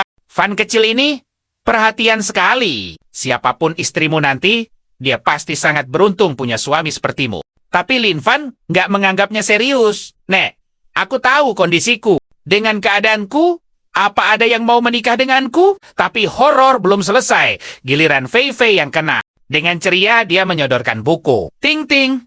Fei Fei, paman punya hadiah buat kalian. Perasaan dua bocah itu campur aduk. Chen Ting Ting, si kakak, dapat giliran pertama. Lin Fan memberinya buku tulis dan alat tulis Adia normal. Ting Ting yang rajin belajar jelas senang banget. Lalu giliran Fei Fei, si adik yang malas. Tara! Lin Fan mengeluarkan buku super tebal bersampul seram. Fei Fei langsung pucat. Judulnya, Kumpulan Soal Olimpiade Matematika SD, kata Nenek Liang. Matematikamu agak lemah. Tapi kalau buku ini kamu kerjakan, nilaimu pasti meroket.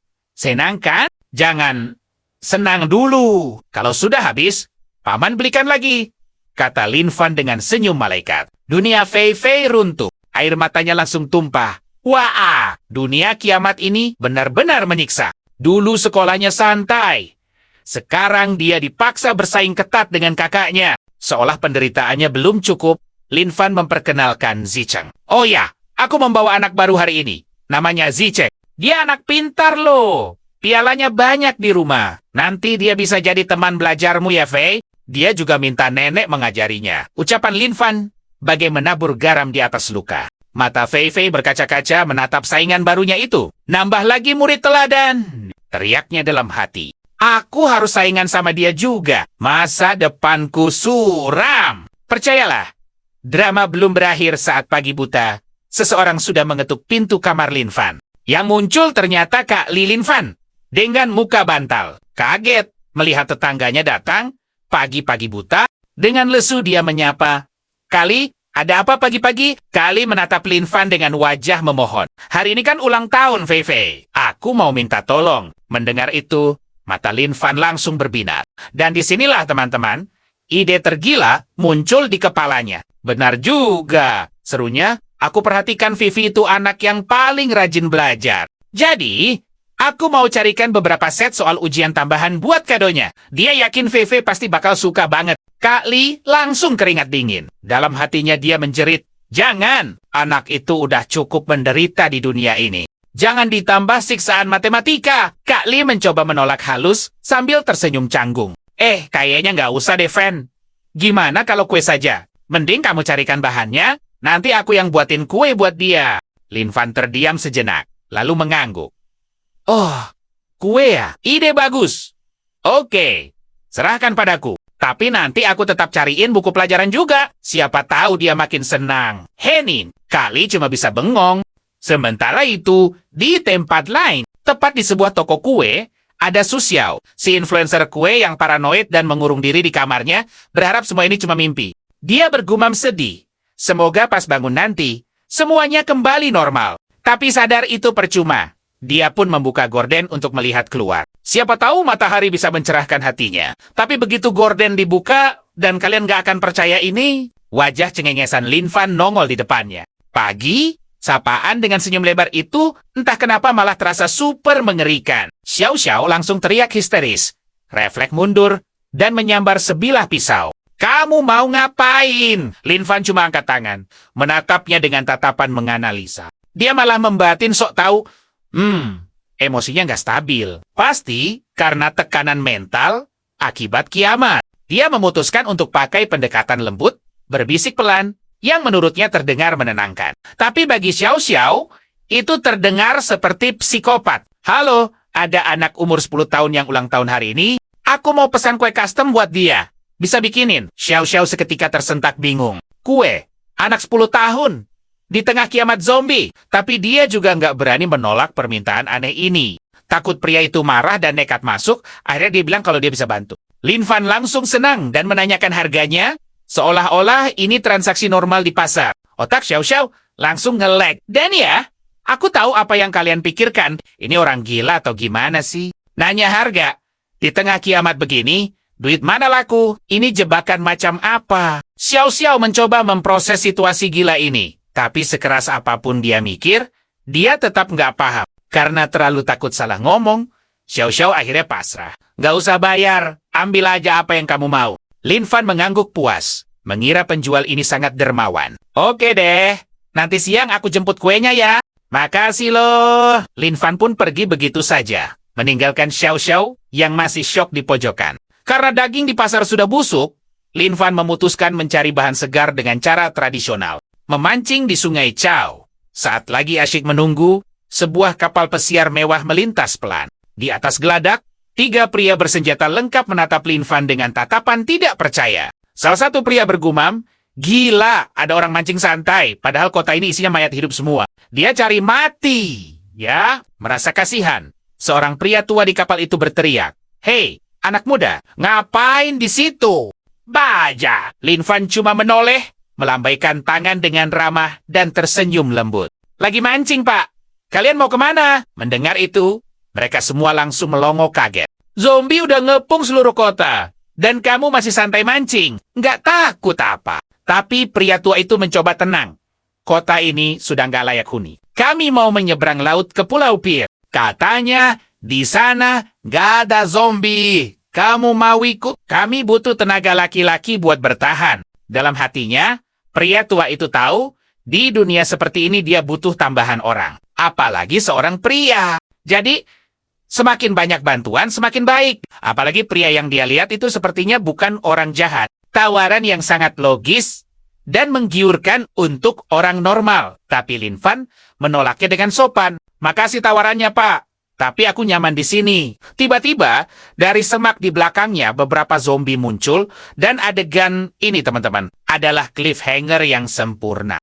Oke, coba kalian lihat ini Lin Fan malah santai mancing sambil senyum-senyum. Sementara itu, orang-orang di kapal panik total. "Awas! Di belakangmu! Lompat ke air, cepat! Nanti kami tarik! Jangan sampai kamu berakhir konyol di sana!" Lin Fan cuma melirik santai ke para zombie. Bukannya kabur, dia malah sedikit menarik pedangnya. "Tenang saja," katanya. Jawaban santainya itu jelas bikin mereka makin melongo kebingungan.